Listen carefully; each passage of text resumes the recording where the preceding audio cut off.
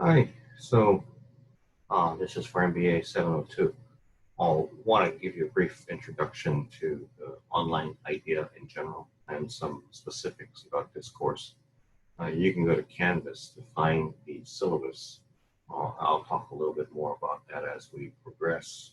You may have questions after reading it.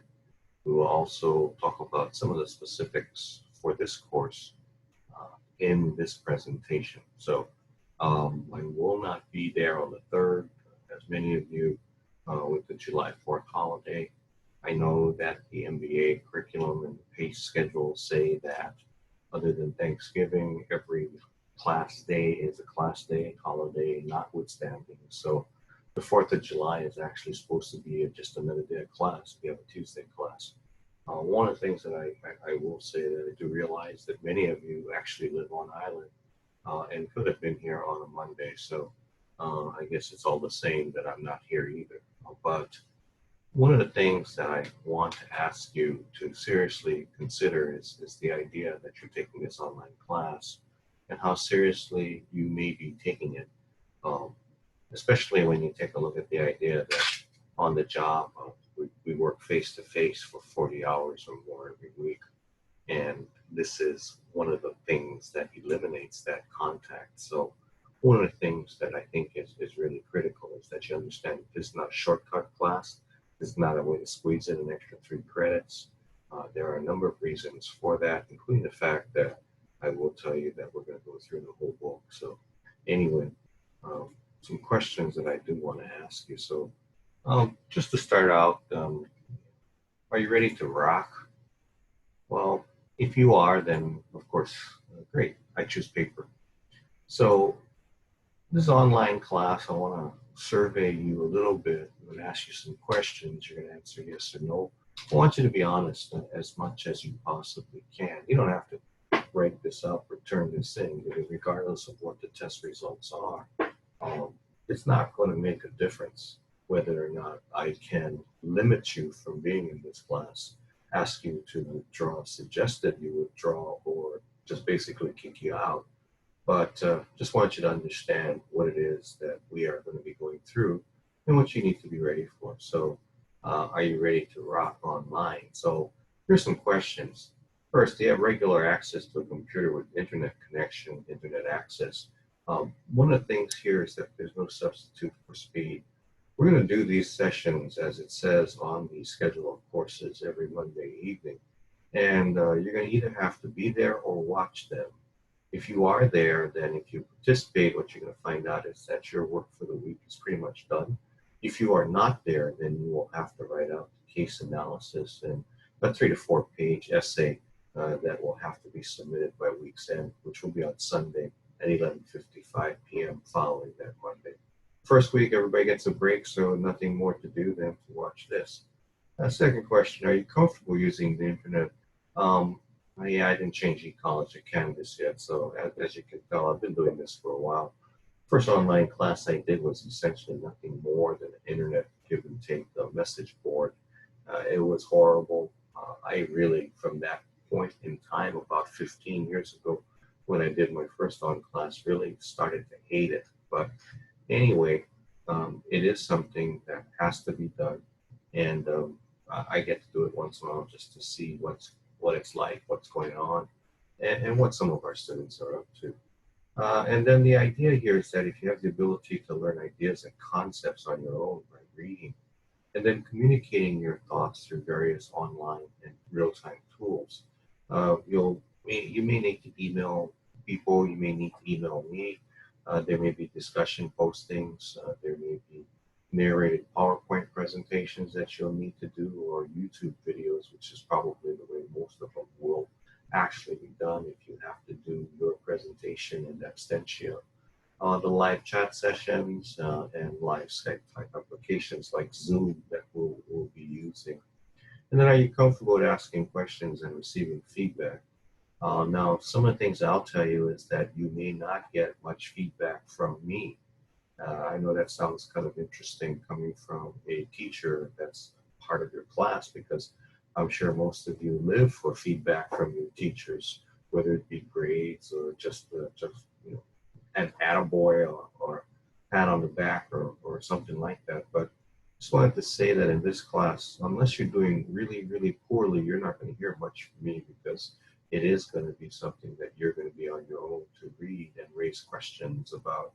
One of the things that you're going to find out is that in this area of law, risk management, business law, and things of that nature, there really are no solid answers. You can't get any feedback ahead of time for what you've done.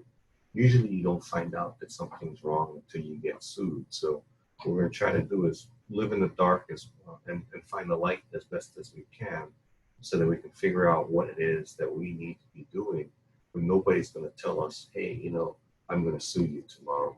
So that's what business and business law really comes down to. It's going to be your ability to manage risk and to navigate through places where you have never been before, and also with people who are not going to tell you ahead of time what it is that they plan to do. Other things here. So this is a 10-week course. So I would expect you to be putting at least 12 hours a week for reading and being engaged in this class, and also for taking a look at the videos or participating in the chat session. And if you're not participating in the Zoom live chat, then you're going to be writing up an essay answer to the cases that we're going to go over. I'll tell you right now that I do not know what the cases are at this point in time. I take them off of the current events, things like the Wall Street Journal or the other things of that nature, maybe like some of the Business Week publications, Time, whatever it may be, maybe CNN, maybe Fox.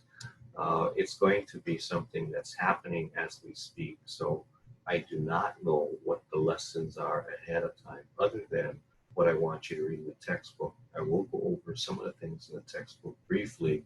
I expect you to go through them as well. The textbook, what you'll see is it acts more like a dictionary or an encyclopedia, where you'll look for things when you need to find them. So things like Washington Post and other things like that will also be incorporated. So I'll take stories out of the news and as they are occurring in real time and ask you questions about them. And that's what we're going to discuss in the chat sessions. And that's what you're going to have to research and write about in the actual homework that you'll have to do to submit in the event that you cannot or choose not to participate in the Monday night sessions. So you really have to be self-motivated, self-disciplined, and you have to be really into working independently. And then also, there are going to be deadlines. As I said, there will already be a weekly deadline for those of you who do not participate in the sessions online. So what I'm going to do right now is I'm a little bit more than halfway through this. So at random, I'm going to tell you this, and it's going to be essentially three numbers. The three numbers are 7, 3, 5. 7, 3, 5. So for the first week, though, as much as I said that there's a break before, and I'll write this up on the assignment, but the first number that you need to be able to feed back to me is 7, 3, 5, so that you know that, or I know that you went through this presentation. And I'll be doing that along the way throughout the course. So at random times, probably twice or 3 times during an evening session, I will just give out numbers. It really is going to be what I feel like saying as far as what the numbers are. So the first number is 735.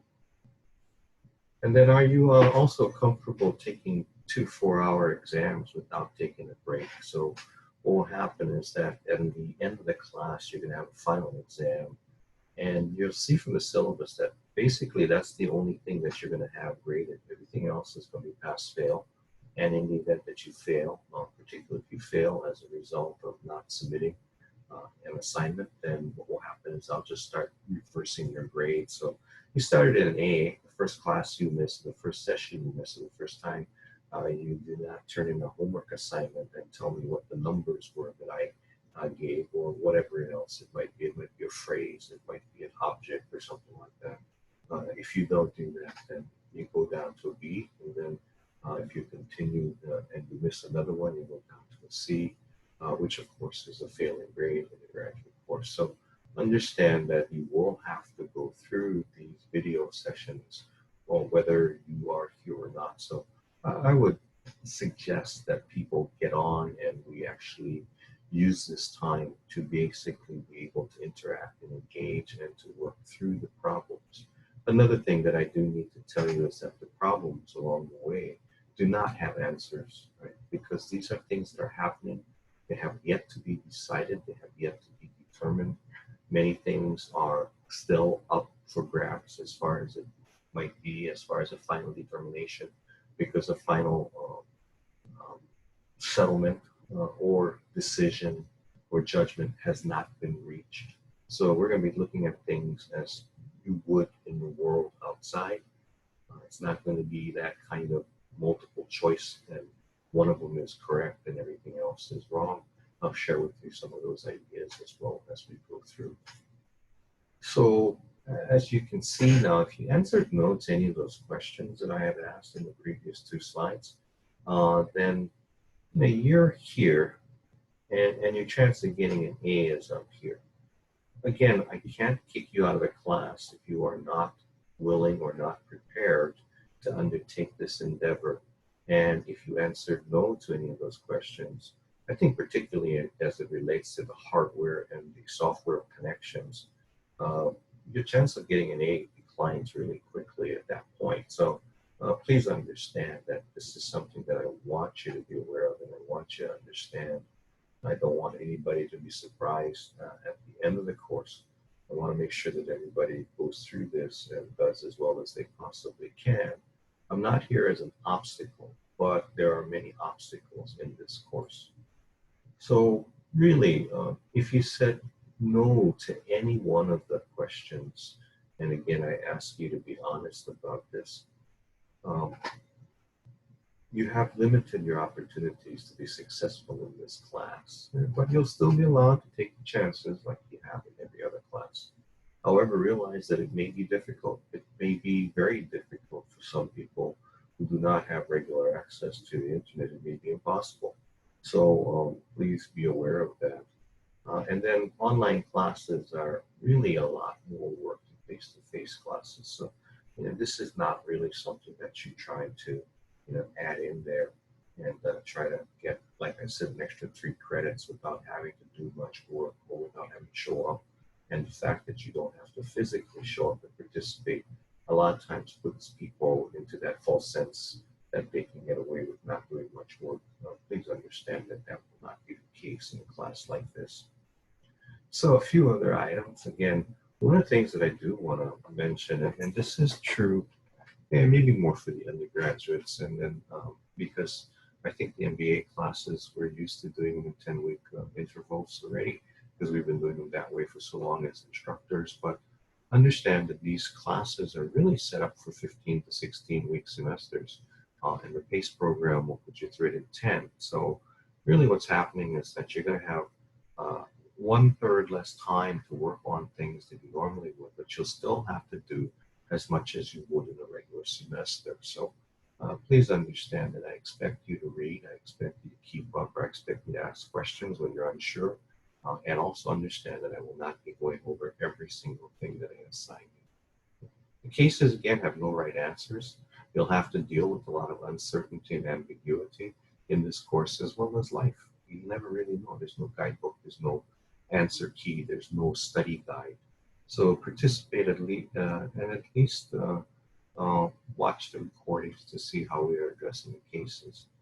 Your grade is in reality an all or nothing final exam, regardless of how you go through this. It's kind of like life. You get one evaluation. Hopefully it turns out well. Think about it on a job. Generally speaking, you may end up having really only one formal evaluation per year. I'll tell you this about my own situation. I haven't had a formal evaluation as to what I do as a professor for, I would say, now the last 16 years. I do get the student evaluations, but as you are aware, those really are not that eventful as far as what happens in the life of a professor. I look at them, I take them seriously. I do try to examine what people are suggesting. Sometimes I incorporate them, other times I say, hey, this is the way that I do things, and this is the way I will continue to do things. So, with that said, the next number is 2016. 2016 is the second and final number for tonight. So for the assignment, you have two numbers that you will have to give me. The second number will be 2016. Again, 2016 is the second number. This will have to be submitted as part of the submittal for this week on the assignment. There will be more information about the assignments again as we progress through the class. And I will post the first week's assignment, basically just asking you to write down those two numbers and letting me know if you have any questions about the syllabus. Okay. Cases, again, have no right answers. This is the Harvard Business School style of doing things. They're case studies, and the case studies have no solution guide, no suggested answer. And what happens is that everybody goes through them trying to justify whatever their position is by critically thinking through the process. So again, no right answers. You'll have to deal with a lot of uncertainty and ambiguity. If there are exceptions, I will let you know. Exceptions will typically be based on cases that have already been adjudicated. So it's the kind of situation where it's already been decided, so you really can't change anything about it. So it doesn't necessarily give you much to work with as far as your current jobs or your current situations are concerned. But there are some instances where there is a correct answer, and that's because the courts have already adjudicated the case. Again, your grade is in reality nothing more and nothing less than one evaluation that gets scored at the very end of the course. And it's like most traditional graduate programs and kind of like life itself. So I want you to think about those things, and I want you to look at what it is that we're in for. And if you have any questions, please feel free to contact me. And then if not, I will see you in a live Zoom session come Monday, the 10th of July.